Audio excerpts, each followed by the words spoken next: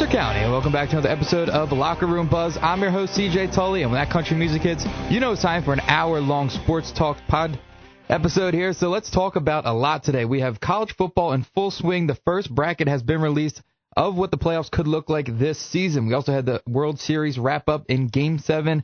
I was out on Halloween night. I'll tell you everything that happened in that game and all we need to know about the Phillies moving forward when it comes to baseball. And then in the NFL, trade deadline hit, a lot of big moves. The Eagles made 3 huge moves that I think will help improve this defense going forward this season, as the bye week did hit this week, and we had lots to happen there. So let's get right into it here with the World Series and some baseball. Now, I don't know how much more baseball we're going to have to talk about after this week, after the World Series is now concluded. Hopefully the Phillies can make some big moves, I know, around the league. A lot of players opting out of contracts, and this could come into play here with the Phillies as well. We're starting off here on Game 7 of the World Series. Ohtani was on the mound against Max Scherzer there for the Blue Jays. Ohtani goes 2.1 innings pitched, allowing 5 hits, 3 earned runs, and has 3 strikeouts. Max Scherzer, 4.1 innings, allowing 1 earned run and 3 strikeouts in the game.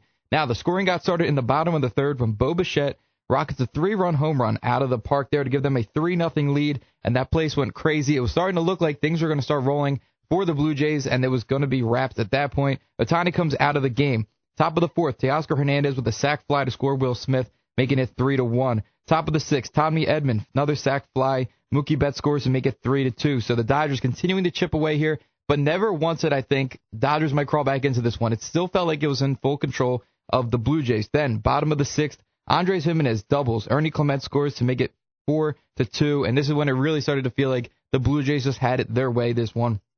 Then, top of the 8th, Max Muncy hits a home run to make it 4-3. This is when I started to worry just a little bit. Then, top of the 9th, Miguel Rojas, 4-4 after a home run off of Jeff Hoffman. And, you know, as soon as Jeff Hoffman came into this game and you saw Miguel Rojas up to the plate, it just felt like you're putting the Phillies in a position now to take over the World Series for the Blue Jays. And we saw what the Phillies did in their own World Series with some of these guys. So between Hoffman and Sir Anthony Dominguez, Blue Jays were putting a lot of pressure there on these guys, as they haven't really been able to do it thus far in their careers. But that was 4-4 then in the top of the 9th. We go to the 11th inning where Will Smith hits a home run to make it 5-4. And the Dodgers are your World Series champions in 11 innings of play. Now, a lot of interesting things happened throughout this game that aren't necessarily the things that you looked at the most throughout this game. You had the benches clear. Now, this was something that you don't typically see in a high-pressure game like this when you have players who have to be dialed in on the game. When you have pitchers, everybody in the bullpen, everybody has to be on top alert to when they could be coming to this game looking to make a difference. You saw it in this one, though. The bench is clear after a high pitch on Andres Gimenez.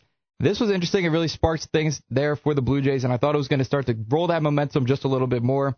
Then you also had a Connor Falefa out at home where he had the chance to win the game there if he just got there a millimeter quicker, 0.5 seconds quicker.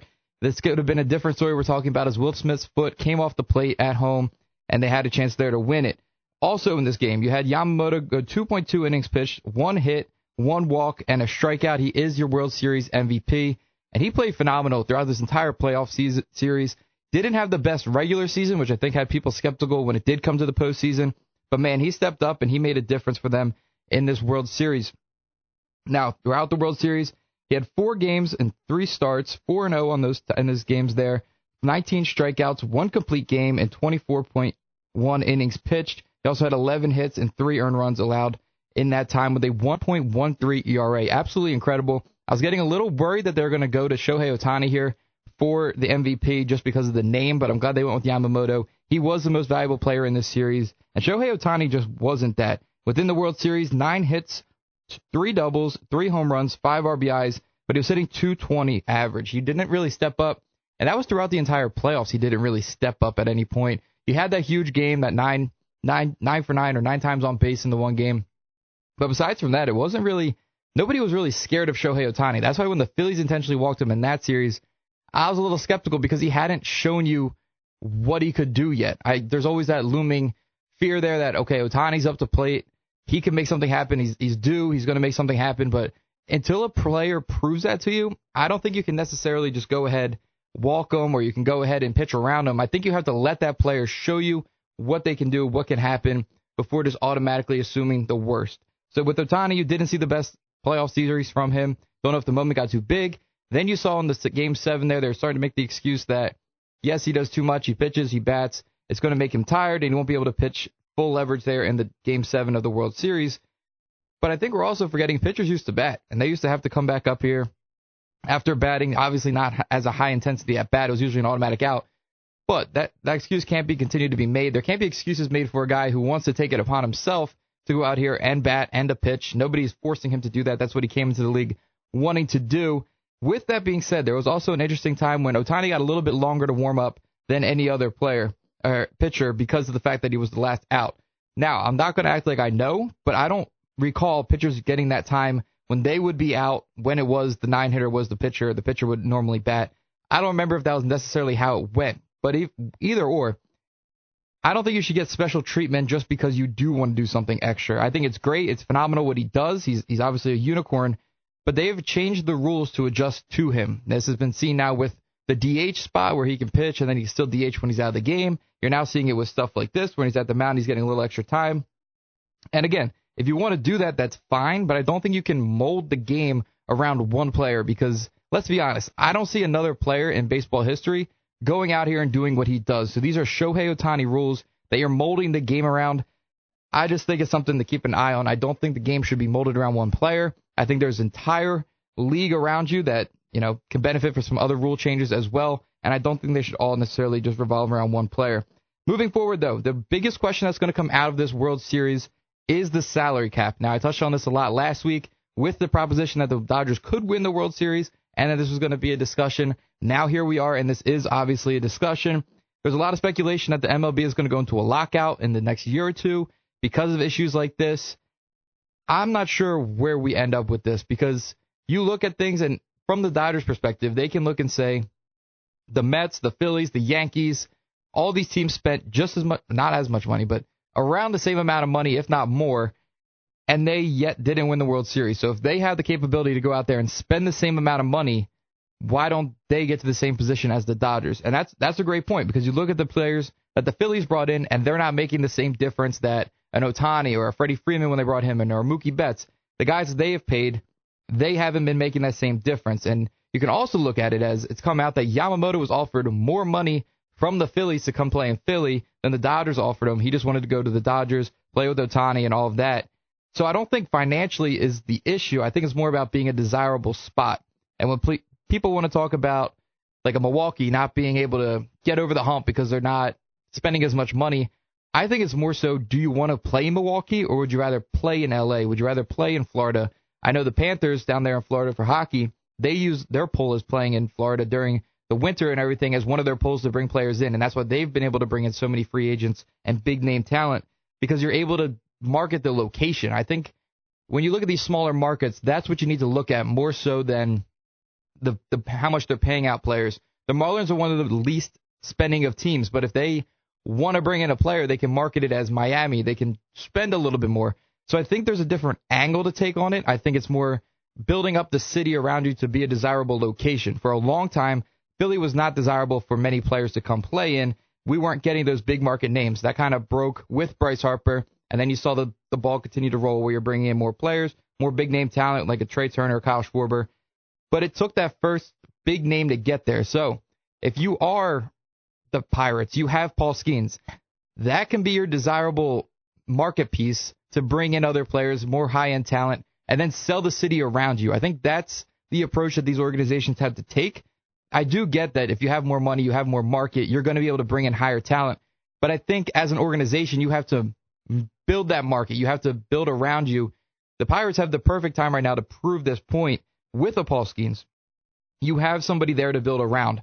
Go get the pieces and do it. The other end does come back to the Pirates, where if you have a cheap owner, yeah, that's what the team's going to be, and that's where I think you need a floor. I think it's more important for MLB and all sports to have a floor so that these owners can't cheap their way out. They can't just be in it for their own profit and not care about the city, the organization, and everything else.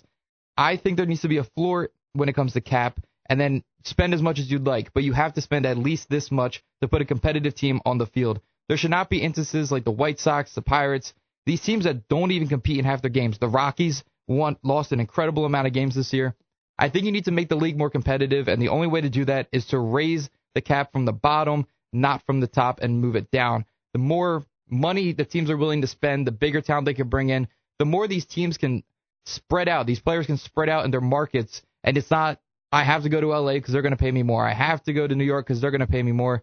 If you want to be in Pittsburgh and you want to win there, then you can say, well, they're going to spend the money and they're going to get it done. The Phillies have done a great job of this for years. For the 11 years they didn't make the playoffs, they were not spending the money. And I think that is a huge part as to why this team and this city has gotten a big adjustment when it comes to the talent that comes in here and the hype around the team, especially with the off seasons and things, because they're willing to spend money. So Philly went from an undesirable location where nobody was winning, it was nothing, to bring in Bryce Harper to say, we're going to make a splash, we're going to spend the money. And with that, it snowballed into, okay, now we got Wheeler, now we got JT, now we have Nolan on a longer contract, now we have Trey Turner, we have Kyle Schwarber. So it continues that snowball, but the teams had to make that first push, and that was for the Phillies, Bryce Harper. So if I'm going to keep using Pittsburgh because I know they have one of the cheapest owners in baseball. You have Paul Skeens. You're going to lose him if you don't build around him. Other teams like the Dodgers, like the Phillies, other teams can make a push for them, and then everyone's going to get mad that the Dodgers just get the best players. But you look at a Mookie Betts situation where the Red Sox had the opportunity to pay him, and they just didn't. So then who takes him? The Dodgers, because they do have the money. So it's a giant circle that we're going to keep going around here. Hope all of that made sense, but I do think that it has to be a floor when it comes to the money spent and not a cap, because anybody can spend as much money as they'd like. These are all millionaires that own teams, by the way. I'm not over here owning a team and I'm counting my $5 here and there to make sure I have enough. These are teams with a lot of money. These are players and organizations that know what they're doing. Go make a marketable value for your team, for your city, your location, and then everything will build around that, and I think that's the best way to look at it. So, continuing on here with baseball, and I'll go on to the Phillies here. What can they do with all of this being said? With all these free agents, who are they going to bring in? Who are they going to let go? Well, something has come out recently that JT Realmuto is looking to be appealing to close contending teams. Now, you could say this is the Phillies, that they are just close, but they have JT, and he hasn't been the one to get them over the hump. So you look at a JT in possibly a market like San Diego, maybe somewhere like I don't want to say the Mets or the Yankees, but somewhere where, a quick plug and play, he's the difference maker, he's the veteran in the locker room. I think that JT is going to be on his way out after hearing this. With that being said, there's also been a lot of reports that Adley Rutschman could possibly be traded this offseason, more so than it was originally speculated. Could the Phillies trade and bring him in? We would be able to give a lot of talent, young talent, to them. This is where I think you have to be quick to pull the trigger on a Miller, on a Painter, somebody who you think can actually help your organization. I think you have to go out and get. Adley Rutschman didn't have the greatest season last year, not really even the year prior, but we know he's still young. He has talent. He's a switch hitter. I think he'd be great in the middle of this lineup. And if you are losing JT, I think you do need to get younger with your catcher situation, because you really don't have anybody in the works right now.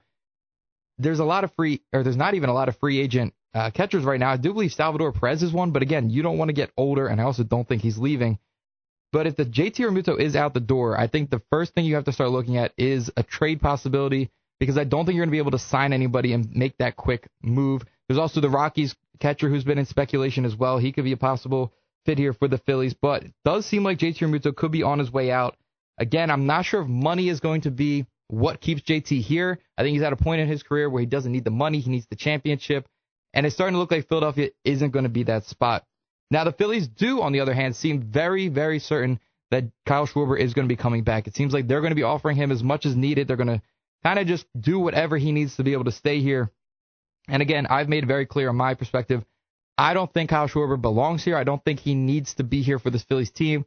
I do think we need to start working younger, take some money off the payroll so that you can bring in that next star. I don't think Kyle Schwarber staying here for the next 5 years is going to help you in the long term. I think he just had a career year, and usually with that does come a bit of a fall off. And if you're not going to get the same production out of Kyle Schwarber, what are you going to be paying him for? Because we've seen fall offs with Trey Turner and Bryce Harper. You just had a great season with Kyle Schwarber, but I don't see that being sustainable. And anybody can clip this and call back to me if it does happen and he comes back and hits another 60 home runs, but I just don't see it happening, and I don't think he's worth the money right now. Now, something else that's been very interesting is Harrison Bader's situation, because I think he is textbook gold standard Philadelphia player, and I think he is somebody that they need to bring in here to work with this younger outfield crew that they're going to have with Justin Crawford. Rincon is possibly coming up. I think that he is the gold standard Philadelphia player. I love the energy that he brought to the team, and this is a complete change-up from what I said when he originally got here. I was not a Harrison Bader guy. Thought he struck out way too much. I thought he was a waste. He wasn't the right plug-and-play player that we needed. But now I want Harrison Bader back as an everyday player. He did just opt out of his contract of $10 million here, where he had the option with the Phillies. I would give the man $20 million to come back here and just be a centerpiece of this outfield, because we don't have that. You're going to lose Kepler. You're going to lose Castellanos. Marsh is supposedly going to be on the trade block there. I think having Harrison Bader as your cornerstone outfielder out there in center field, I think that'd be huge for this team. That'd be huge for the mojo of this team, because you don't really have that spark plug guy. I would give Harrison Bader overpay a little bit just to have him on this team and have him be an everyday center fielder. So, all of that being said, with the players that we currently have, looking here to move at some calls I would make a call to Bellinger, Tucker, Bregman. Skubal is now on the market. Why not give a call? And Shota Imага is now also on the market there in the pitching staff. And it doesn't seem like Ranger Suarez is going to be coming back. So if you can bring in another solid arm in Skubal or Imага, that's where I want to see the money spent. I don't want to see that on a Schwarber. Divvy that up. Give that to another great pitcher, because we don't know the Aaron Nola we're going to be getting. Andrew Painter is just a project that we're never going to be turning into class, because I just don't think Andrew Painter is ever going to play out. I wanted him traded last season there for Steven Kwan. But these are some players that I think the Phillies could go after that could make a difference here. If Alec Boehm can be on his way out, Alex Bregman's a great replacement there. Not too much older either. But let me know what you guys think. If you want to call in and talk any baseball, 610-701-9243. I'm going to head to a quick timeout here. On the other side, we'll have some college football talk, so don't go anywhere here on 95.3 WCHE.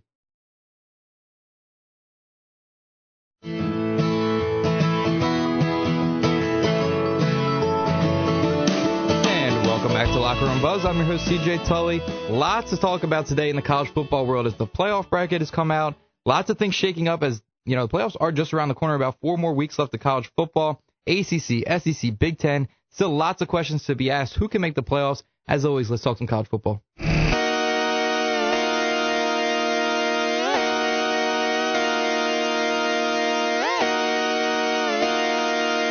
Just come outside.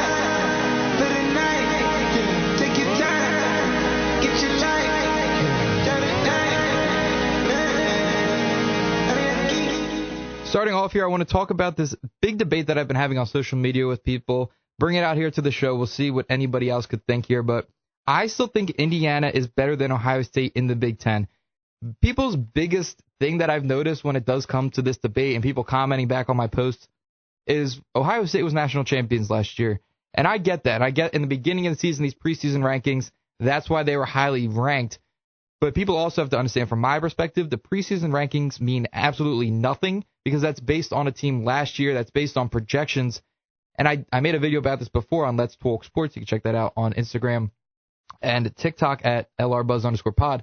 But I made this video about, I don't think the preseason rankings should mean as much, because it then ruins everything going forward in the season, because then you're looking back at a Texas team that right now is starting to make a push. I'll get to that in just a bit, but ranked number 1 to start the season. And then now we have to consider them as the number 1 team before we let them fall too far back. Same with Notre Dame. They were ranked, I believe, 6th to start the season. They lost 2 straight games, and that early 6th ranking kept them in the top 25 because of that. So I think that just shakes things up too much. I get you can have your projections. I get everybody wants to get the hype. They want to make their predictions. But once week 1 starts, this standing should solely be based on that week 1 performance. If Ohio State wins by 15 and Indiana wins by 35, Indiana should be ranked higher than Ohio State, because that is how this season is playing out. That's how week 1 played out, and that's how it should be going. And then you work from week 1 up. It should not be based on preseason, and then we shake things up when it comes to that point. I think you need to start fresh at week 1 is when college football starts for this season, and that's how it should be done. So going back to my initial point, Indiana is currently ranked under Ohio State, ranked number 2. Ohio State ranked number 1, but I do believe that Indiana is better for many, many reasons here. Starting off, Indiana has the second best turnover margin in college football. That is number 2 behind, I believe it was Southwestern, with plus 12. And again, Indiana is a much more renowned team than them anyway.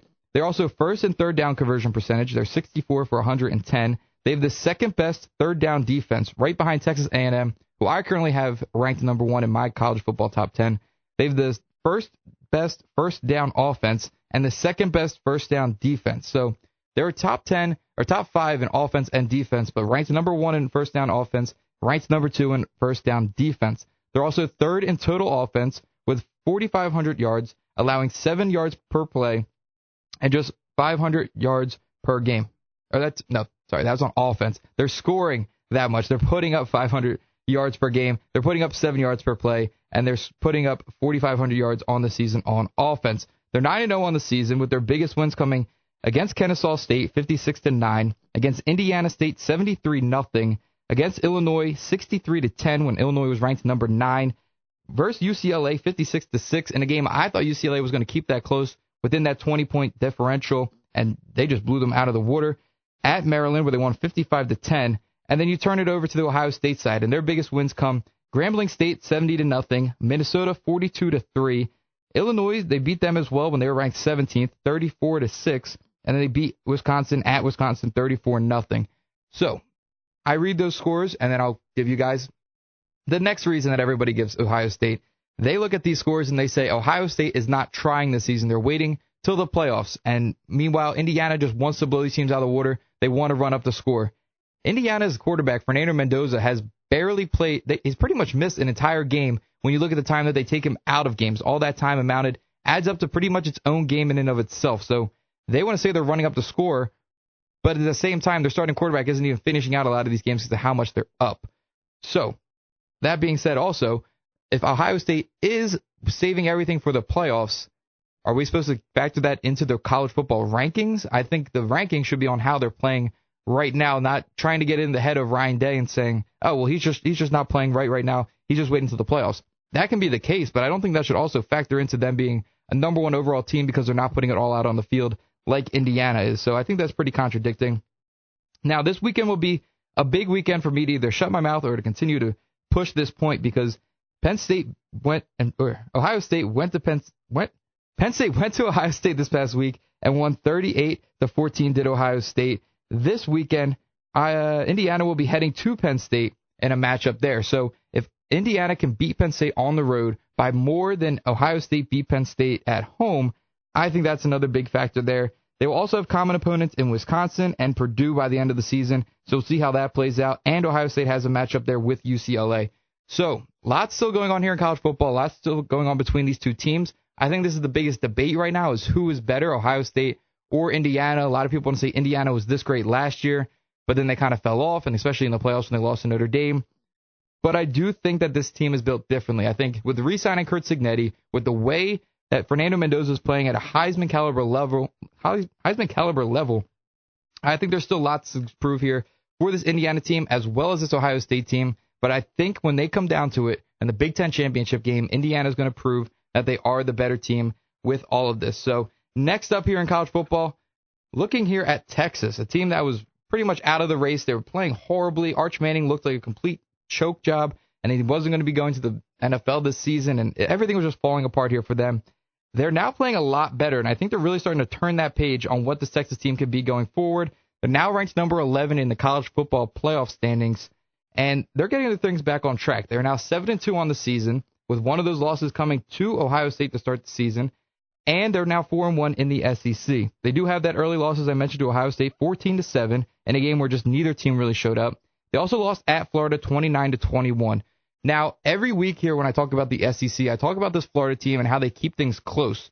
Yes, they haven't played well on offense, but this defense is one of the best defenses in college football when you look at it at a point differential standpoint. And they were able to beat Texas here, but again, that's at Florida. I do think that's still a horrible loss for Texas, but when you look at it in the grand scheme of things, it makes sense as to why they lost this.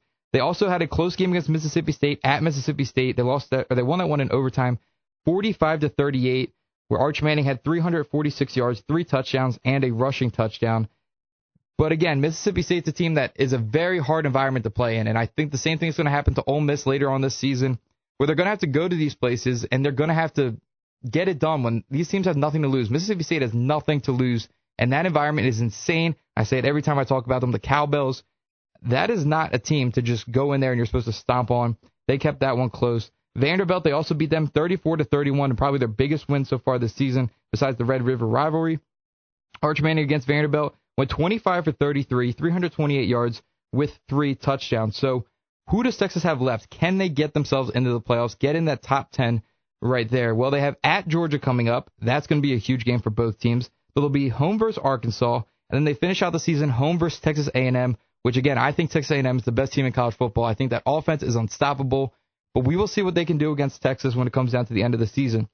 If Texas is able to lose one of these games and win the other two, whether that be, they're pretty much going to beat Arkansas, but if they lose to Georgia or lose to Texas A&M, is that still enough for them to find their way in the championship with 3 losses? You look at the teams they've had to play, the big-name teams, Ohio State, Florida, Oklahoma, Vanderbilt, Georgia, and Texas A&M by the end of the season. The metrics now coming out here for this new college football playoff is they're going to reward teams for defeating high-quality opponents while minimalizing the penalty for losing to such a team. Conversely, these changes will provide minimal reward for defeating a lower-quality opponent while imposing a greater penalty for losing to such a team. So, the score is also going to be factored into this, they mentioned, and it's also known that if you play out of division or out of conference, that's not going to hurt you as much. So you look at this game here against Ohio State, that's not going to hurt Texas as much as if Texas played at home versus San Jose State and won that 138-7, which they did. So that game is not going to mean as much as it would playing that home game. So very curious to see how this all plays out. Texas is still well and alive, which I think surprises a lot of people. But with a 9-3 team, let's say they get to 9-3, is that enough to get them in the college football playoffs? You look at the rest of the SEC. Texas A&M is 8-0 on the season, 5-0 in the conference. Alabama 7-1, 5-0 in the conference. Georgia 7-1, 5-1 in the conference. Ole Miss 8-1, 5-1 in the conference. And then right there is Texas 7-2 on the season, 4-1 in the conference. So if any of these top teams fall to one more game, Texas is right up there for the top of this conference. And I don't even think they need to win the conference if they're able to get to this standing. Archer Manning, as I said, turned things around. Now 2,100 yards on the season, 18 touchdowns, 6 interceptions. He's also rushed for 200 yards with 6 rushing touchdowns. So when I come back from this quick break, we'll continue to go on college football. Also have a little bit of NFL news for you guys, so stay tuned here on 95.3 WCHE.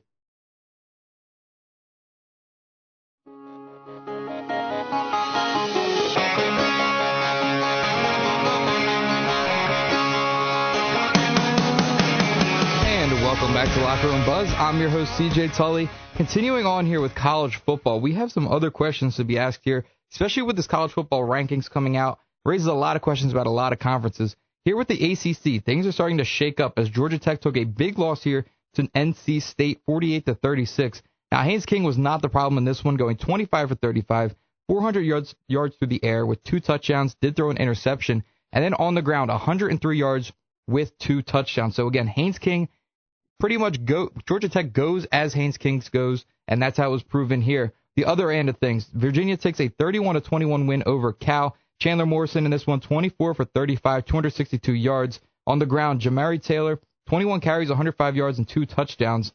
So that now puts Virginia at the top of the ACC, and they are now the team representing in the first playoff poll bracket. Another team to keep an eye on here, Louisville, who beat out Miami a few weeks ago. They went 28-16 over Virginia Tech. Miller Moss, 19 for 28, 136 yards. On the ground, a great 1-2 punch here of Isaac Brown with 130 yards and Kenyon Brown with 94 yards and 2 touchdowns. So how can the ACC shake up? How can this play out? A lot of people were speculating that there were going to be multiple teams to make it from the ACC. Now with this first bracket coming out, it looks like they're going to give more credit to the Big 12 than they will the ACC. And it's going to look like it's going to be Virginia at this point. In the conference, they're 5-0, 8-1 overall. Georgia Tech, though, behind them, 5-1 with an 8-1 overall record. They're going to start to eat each other up as a lot of them still have competitive games against each other. So we'll see how that all plays off. You also have Pittsburgh in here as well. They're 5-1, 7-2 overall. Again, 5-1 in the conference, but I don't have too much faith in them. They have a very difficult schedule coming up. I believe they still have to play Notre Dame as well. But with the rest of these teams, who do they have to face? Virginia is going to be home versus Wake Forest, at Duke, and home versus Virginia Tech. This is where I think it plays very well here for Virginia to get this one done. The other end of things, you're going to have Georgia Tech taking on at Boston College, home versus Pitt, and home versus Georgia. But the big question I want to raise here about this Georgia Tech-Georgia game is, let's say hypothetically Georgia Tech wins out the rest of their games. And then you have Virginia, who also wins out the rest of their games, and they win the conference championship. So you have Virginia Tech in here with 2 losses, and they lost the championship game, but Virginia here wins the national championship. Let's say Georgia Tech beats Georgia in their final season game. Does that then project Georgia Tech into the playoffs just because of that win over Georgia and having only lost one other game besides the championship? I think that's a really interesting question. And I think if that happens, I think you might see the two ACC teams make the playoffs just because of that, how powerful that win would be for Georgia Tech over Georgia to finish out the season, and it's at home. So that'd be something to keep an eye on there with the ACC. Now, speaking of the Big 12 also having a big race going on here, BYU is coming off a 41-27 win at Iowa State. Bear Brockmeyer in this one in the season has 1,600 yards, 11 touchdowns, just 3 interceptions. He's also rushed for 409 yards and 9 touchdowns. The ground game, L.J. Martin, 789 yards, and then this wide receiving core of Chase Roberts and Parker Kingston, both with 4 touchdowns this season. BYU currently leading the way here in the Big 12, and it could stay that way, but they do have a very big matchup this weekend with Texas Tech. Now, Texas Tech is coming off a 43-20 win at Kansas State, and they just took off in the second half with this one. Very close game to start. I was getting very worried here for Texas Tech. They were my sleeper team here, or they were my pick here in the Big 12, but they end up getting it done here. Baron Morton this season, 1,700 yards, 15 touchdowns, and 4 interceptions, and he's missed a lot of time. The biggest standout here for this team is the wide receiving core. I mean, you have such depth. You have Caleb Douglas, Coy Eakin, Reggie Virgil, and you have a tight end who's a dog as well. So this team can get it done in every way. They have a great running attack as well. I still like Texas Tech to come out on top here. Right now in the college bracket, they do have Texas Tech and BYU making the playoffs.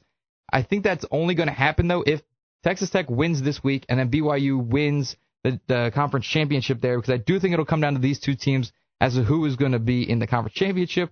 And then the champion obviously is going to make it. Can one of these other teams have a good enough resume to get them in there, even if they are to lose the conference championship game?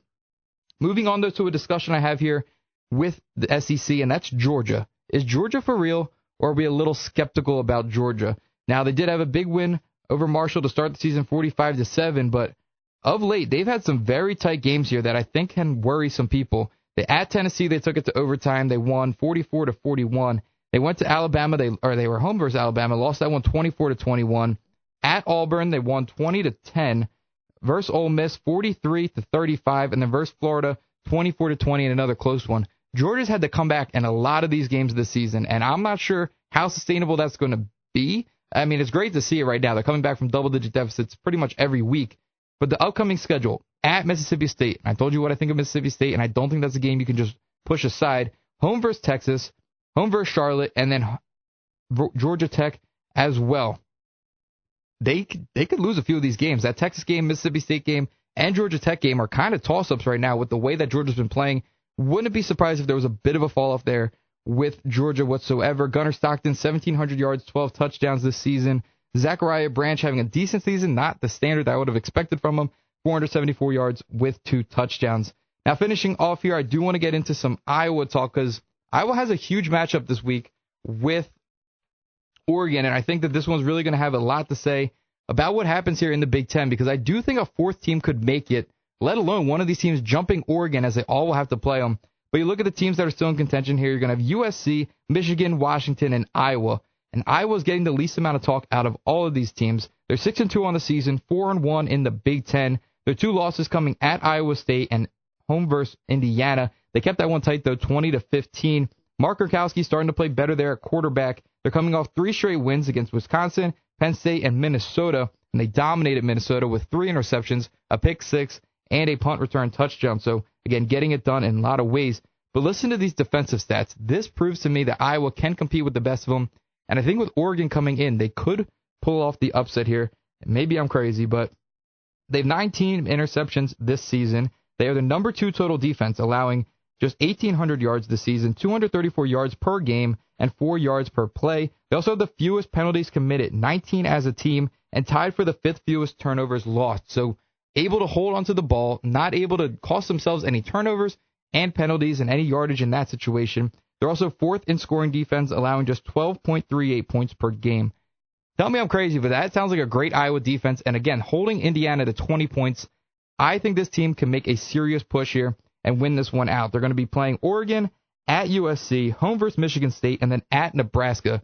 If they're able to beat Oregon and USC, call it wraps, and Iowa's making the playoffs. That's going to be a tough game over there at USC. That offense is very explosive. But again, you're pinning a great offense against one of the best defenses in college football. So keep an eye on Iowa throughout the remainder of this season. So quickly, I'm just going to tell you guys Some of the games to keep an eye on this season or this weekend, and I'll give you guys my top 10 in college football right now. My top 10 right now is Texas A&M, or I'll go from 10 to 1. Oregon, Texas Tech, BYU, Notre Dame, Ole Miss, Georgia, Alabama, Ohio State, Indiana, and I'm still riding with Texas A&M at the number 1 spot. So some games to keep an eye on this weekend that could have some serious playoff implication. Friday night, if you need anything to do there, you're going to have Northwestern at USC. This is going to be a big Ten game as USC is still in there in contention for one of these spots. And then on Saturday, Indiana at Penn State. If Indiana can demolish Penn State on the road, I think that says a lot about this team and could get them that number 1 spot. You're going to have Georgia at Mississippi State. I said everything I need to say about that one. BYU at Texas, one of the biggest games this season, or the biggest game this season for both teams. See what they can do. Texas Tech at home in that one. Texas A&M will be on the road versus Missouri. Now, as a Texas A&M guy who has Texas A&M as my number 1 team, a little scared here. I do think that Texas A&M is going to be fine in this game, but on the road versus Missouri. Missouri's playing hungry. Bo Pribula hasn't been playing at his best. We'll see what happens with that one. Oregon at Iowa. LSU at Alabama. Alabama's been playing a lot of high-intensity games. Could LSU come in here? Desperation mode. They lost their coach. Could they get something done here and upset the number 4 team in the country? And then you're going to have Navy at Notre Dame. Navy taking their first loss of the season to North Texas last week. And Notre Dame looking to hang in this one. If Navy can upset Notre Dame on the road, I think Navy will finally get that bid there from the American. That'll knock out Memphis, who currently has that bid right now. So keep an eye on that game as well. Going to take our final time out here on the other side. Lots to talk about in the NFL. So stay tuned here on 95.3 WCHE.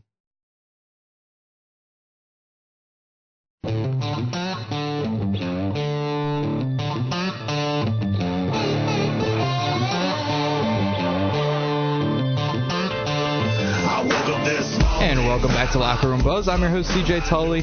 Still lots to talk about here on the program. Thank you, everybody, for tuning in. NFL is in full swing right now, and I think we're starting to see everything that has to play out here with each of these teams, and the Bengals are just a complete disappointment to the league and to everything happening right now. I think this offense is just frustrated with the way the defense is played, and it's been going on for years. This is nothing new here with the Bengals. Currently sitting at 3-6, they bring in Joe Flacco, and he's been phenomenal here for this team. They did get a win against the Steelers, 33-31, a close one there, again, high scoring. They recently lost to the Jets, 39-38, to give the Jets their first win of the season, again, in a loss, putting up 38 points. And then most recently, you just saw the most Bengals of losses. They lose to the Bears, 47-42. They were down 41-27 with just 4:53 left in the game. Here come the Bears. The Bengals allow a game-winning touchdown with just 17 seconds left on the clock. Horrible here for the Bengals, and I think it completely sums up everything that has happened here for this Bengals team. In this game alone, Joe Flacco, 31 for 47, 470 yards, 4 touchdowns, 2 interceptions. Wide receiver T. Higgins, 7 receptions, 121 yards, and 2 touchdowns. Jamar Chase, 6 receptions, 111 yards. These are numbers that you shouldn't be putting up as a losing team. This defense has to shake things up and get something done quickly because these wide receivers are getting exhausted with it. Chase Brown had something to say as well, the running back, but he didn't play well, so if I was him, maybe wouldn't say anything at all. But you're putting up all these points. You would expect to get some victories. This team should be winning games. They should have won games last year as well. Joe Burrow was screwed out of an MVP because of the fact that this defense wasn't able to put up points and they couldn't get the wins done. I don't know what else you could do as a Bengals organization. You need to bring in some defenders. You have Trey Hendrickson, who wanted out of the organization. You just traded away Logan Wilson, who's been wanting out. He's now a Cowboy. You're not helping this defense whatsoever, and I think if you're not willing to pay Hendrickson long-term, you need to start drafting a lot better because this defense is holding this team back from so much. All right, continuing here in the AFC, can we treat the Chiefs as human? I think the hype that is still around the Chiefs right now with a 5-4 team is horrible right now for the league. They're currently favored to win the Super Bowl at plus 600. MVP odds has plus 450 for Patrick Mahomes. He's now third in MVP voting. And the team is still 5-4, third in the division, and currently not in the playoffs. I don't get that. I don't know when that's ever happened with another player to where you're hyping them up to win the Super Bowl. They're favored to win the Super Bowl, currently sitting out of the playoffs and third in their own division. They're coming off a 28-21 loss to the Bills. The Bills have been their biggest kryptonite. They've been the Bills' biggest kryptonite back and forth, and they get the win over there at home. I just don't get the hype still around the Chiefs. I don't get the push here, and then people want to say that the hype around the Chiefs is fake and fabricated and that fans need to stop hating on them, but then they push things like this, and it's how are you supposed to navigate this as a football fan when you're still pushing a team to be favored to win a Super Bowl, and they're still 5-4. They're one loss away from being 500 and pretty much eliminated from the playoffs contention. And the same hype was happening when they were 0-2, 0-3. I don't understand it right now. Moving on, though, their schedule remaining doesn't get too much easier. They're going to be at the Broncos next week, home versus the Colts, who Colts are just adding everybody at this point, at Cowboys, versus Texans, versus Chargers, at Titans, versus Broncos, and then at the Raiders. A lot of division games still in there. I'm not too sure. And again, I'm going to say that the Chiefs aren't going to make the playoffs. They're going to go on and make the playoffs, and they're going to go on this crazy run and win the Super Bowl. But I think this might be the year that we can officially count out the Chiefs of the playoffs. I think this could lead to a Travis Kelce retirement. Again, this team isn't great. I mean, they get things done. I think a lot of the fear factor with the Chiefs is they are the Chiefs. But you look around at this team, and there's really no skill position where they're going to outduel any other skill position on a team. So we'll see what happens there with the Chiefs. I'm still not sold on that, and I don't get why they're still favored to win the Super Bowl. I think that needs to change there within the sports books, or people are going to think it's starting to get rigged. Moving on, though, still in the AFC, the Patriots are for real. 7-2 now on the season. They have had an easier schedule, but their biggest win coming at the Bills, and that was big there for them. Drake made the season 2,200 yards, 17 touchdowns, 4 interceptions. That's my pick right there for MVP this season. I did want to mention also, Josh Allen is favored to win the MVP right now. He has had a horrible season. James Cook has carried him the entire way so far this season. Next thing I want to talk about here with the Patriots, though, is Trevion Henderson. He has 283 yards this season, 1 touchdown, and 20 less carries than Ramondre Stevenson. I don't know what Trevion Henderson has on the Patriots that they don't let him touch the ball, but you brought him in here to be a lead back, and that's what I was always under the understanding of. And Ramondre Stevenson, he's fumble prone. He's a bigger guy, but use him at the goal line. I'm not sure what Trevion Henderson isn't being utilized more. He was great at Ohio State last year. He was great in the screen game. He's a great receiver out of the backfield. I'm not sure why they're not using him more. Even this week, you saw it in full play out here. Terrell Jennings had a touchdown there at running back when Trevion Henderson finally got the go to start because Ramondre Stevenson was hurt. And they bring in a rookie from Florida A&M to score a touchdown here in Trevion Henderson's spot. It's been tough as a fantasy owner here of Trevion Henderson. I'm not too sure why they're not giving him the ball just a little bit more. I would like to see a little bit more of that. Receiving-wise, Diggs has 2 touchdowns. Booty has 5 touchdowns. Henry with 4 touchdowns. And DeMario Douglas with 3 touchdowns as well. I still think this Patriots team is lethal. Yes, they haven't played the biggest competition, but I think once they do, they'll prove that as well. They were my sleeper team to make it here from the AFC. A lot of people hated that pick, and another pick that people hated a lot was my pick here for the Seahawks to win the division. They were the least favorite to win the division behind the Cardinals, Rams, and 49ers, and here they are playing tremendous this season. Sam Darnold had a historic first half the other night, 16 for 16, 282 yards with 4 touchdowns, and that was just in the first half, it said. 38-14 win there over the Commanders. Seahawks now 6-2 on the season. They still have 2 big meetings with the Rams, but I do think the Seahawks team is for real, and I think the Vikings really messed up their quarterback situation by not committing to Sam Darnold. They didn't commit to Kirk Cousins, and now they're stuck here with J.J. McCarthy, who is not looking like a great quarterback, and I feel like that could have been seen when he came out of college. He was big on handing the ball over. Corum was that entire offense. I don't think J.J. McCarthy was ever a top-caliber quarterback, as Minnesota made him seem. But let's get to what everybody's here for, the Philadelphia Eagles and what they could be doing coming out of the bye. They're now 6-2 on the season, and during the bye week, they acquire Michael Carter from the Jets. His production has definitely slowed down in the last few years, but he hasn't been horrible. We'll see what he can do there on that Vic Fangio defense. They get Jair Alexander from the Ravens, who didn't really have a role with the Ravens. I don't know why they were misusing him, but I would love to see what he can do here as a number 2 cornerback on this team. And they add Jalen Phillips from the Dolphins. Now, he's had some injury issues and unable to stay healthy, but he's played well here, and he's kind of familiar with Vic Fangio as well, so we'll see what happens with that. Now, some players and what they've been doing this season. Jalen Hurts has had a great season, in my opinion. 1,600 yards, 15 touchdowns, just 1 interception. He also rushed for 5 touchdowns as well. Saquon Barkley, 519 yards, 4 touchdowns with 2 receiving. I do want to see a big second half here from Saquon Barkley. I'd like to see him get a few more touches a game, maybe get some holes. I know that offensive line has to step up for that to be able to happen, but I'd like to see a lot more out of him. Wide receiver Devontae Smith, 588 yards, 2 touchdowns. He has been dominant this season. And yes, you can say that that's A.J. Brown pulling people away from him, but even in the game Brown didn't play, Devontae Smith was able to get the ball. He goes up for it. He's a very dominant player, and I like that from him. A.J. Brown, 395 yards, 3 touchdowns, and 5 confusing tweets. Those are his stats there on the season. Tight end Dallas Goedert, 298 yards, 7 touchdowns, and he has been an unsung hero here for this Eagles team. There's all that camaraderie around A.J. Brown and what he's been able to do and how he's not touching the ball. But in that time, Dallas Goedert has stepped up big. 7 touchdowns from him, 2 of them there on that tight end day. Big season so far from Dallas Goedert. So besides from the moves that the Eagles made over the deadline, they also brought in Brandon Graham, who's likely to play his first game here on Monday Night Football. And I'm still curious what his role is going to be. Is he going to get a lot of playing time, or is he more in here for a leadership role?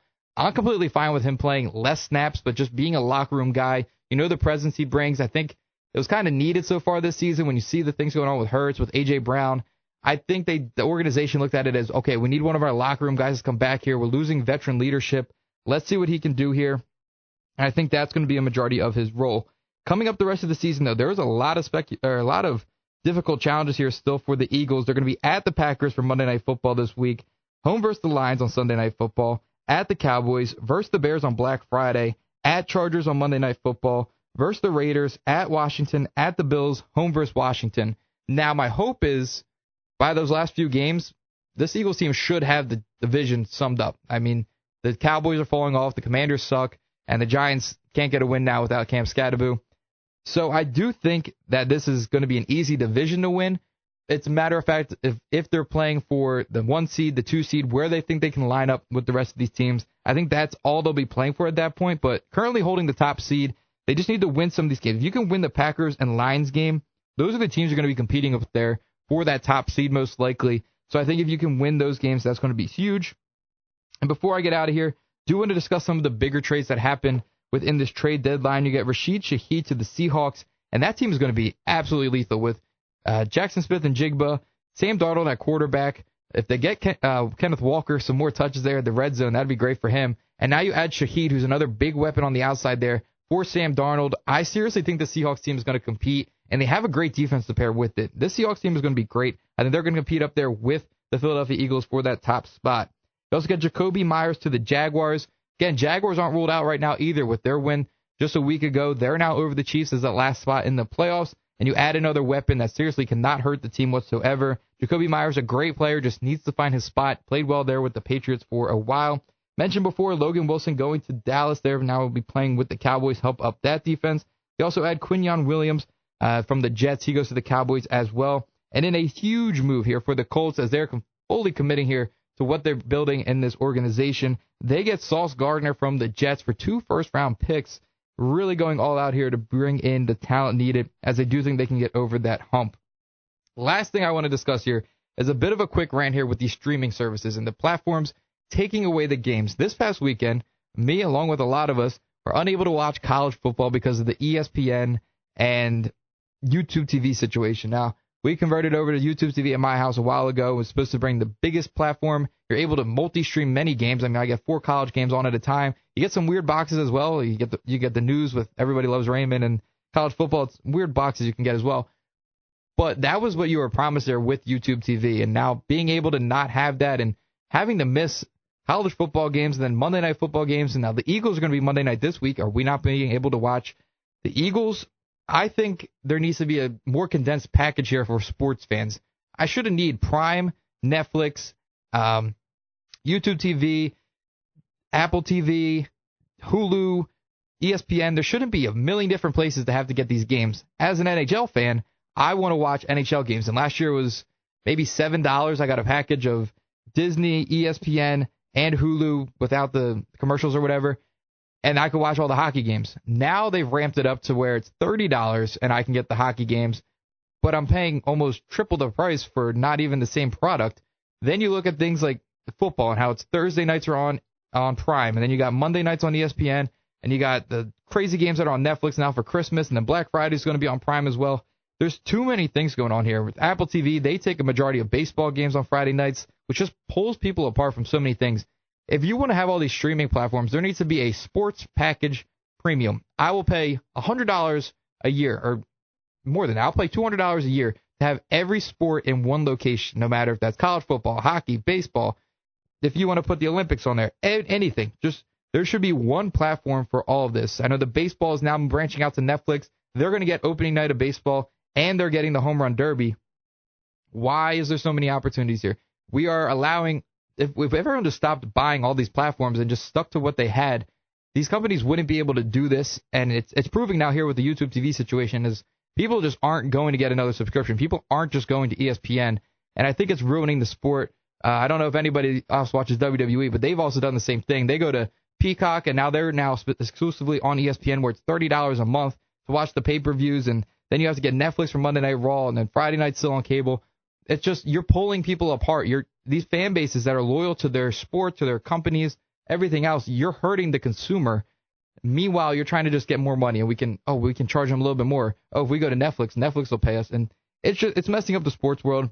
That's just a little sidebar there, because I do think that you need to be, number one, looking out for your consumers, and I think that comes with making things easy, especially with the older generation. They're not going to want to have subscriptions to a million different places, because then your main goal is they're going to forget about the subscription. They're going to be paying you out just monthly.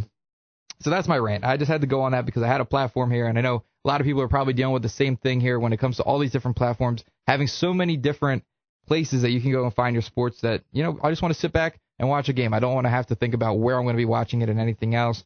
I know Comcast had the same issue with some people couldn't watch the Flyers or the Phillies. So we'll see what happens with all of this. Quickly, though, before I get out, I want to plug a quick game here. It's going to be the Pink Out game. It'll raise money for the breast cancer organization to help women navigate that. That'll be Pierce Chargers versus the Stenson Falcons. My brother will be calling that game on 91.7 WCUR. You can check that out. That's where I used to call my game. So little plug there. Check that game out. It's all for a good cause. You can go check that one out as well. I believe they'll probably be doing giveaways and stuff like that. So check that out. That'll be at 6:30 tonight. Again, thank you, everybody, for tuning in and listening to Locker Room Buzz. You can check me out on Spotify at Let's Talk Sports. That's my podcast, more condensed videos there. I've been trying to do about 2 to 5 minute videos there for you guys, just on more specific topics. I've had a few come out about college football more recently. We also have Locker Room Buzz on Instagram and TikTok. You can check those out at LRBuzz_pod for daily content. Been doing a lot of graphics, a lot of different stuff there. Feel free to always comment on those as well. I know a lot of people get aggressive about sports, and I don't think it should always be that. I mean, I'm not ever baiting for conversation. I put out my take, and if you have something else, I think it's a great way to discuss things. I think sports is a great way to disagree with things. In the crazy world we live in, sports is one place that people can go for a distraction. It never has to get hostile. Just talk about, I believe this. If you believe that, that's fine. We come to a medium. And if you don't agree, we don't agree. That's the great thing about sports. We don't all have to agree on everything. We can just have a good time, watch the games, and have different things. That's what creates rivalries. That's what creates competition. And I think that's good for sports in general. But I'll catch you guys next time. Thanks for tuning in. This was Locker Room Buzz.